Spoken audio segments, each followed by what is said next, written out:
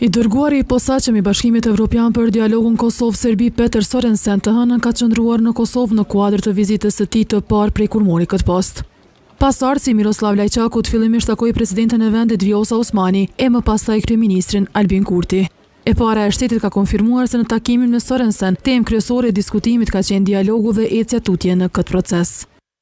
Në takim, përfaqësuesi në posaçëm të BE-s, Peter Sorensen diskutuam dialogun Kosovë-Serbi të lehtësuar nga BE-ja, sigurinë në rajon dhe integrimin evropian të Kosovës. Kosova është dëshmuar tashmë si palë konstruktive në dialog e angazhuar për paqe, demokraci e sundim të ligjit, prandaj mbajtja e masave të padrejta të BE-s ndaj vendit tonë po i dëmton jo vetëm qytetarët tanë, por edhe balansin e nevojshëm në dialog. Ndërkohë në takimin me kryeministrin Kurti, i dërguari i Bashkimit Evropian ka thënë se qëllimi i tij është që të shtyjë përpara procesin e dialogut. Ishte një takim prezantues dhe ne biseduam se si procesi mund të vazhdojë dhe televizin përpara dhe si i tillë ishte një fillim i mirë. Qëllimi ynë është që procesi të vazhdojë dhe televizin përpara. Në anën tjetër, kryeministri Kurti kërkoi nga emisari Sorensen që BE-ja të heqë menjëherë masat e padrejta kufizuese ndaj Kosovës.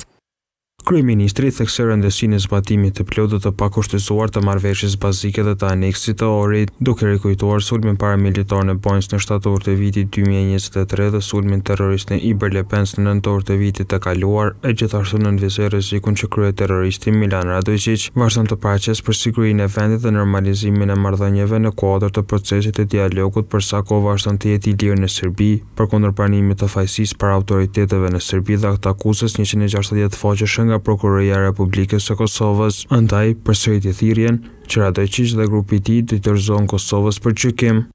Gjatë ditës edhe zëvendës kryeministri Besnik Bislimi është takuar me Sorensen, nga i cili ka kërkuar plan sekuencimit të drejtë të barabartë për zbatimin e marrëveshjes së Ohrit. Sorensen pas Kosovës të shkojë edhe në Beograd.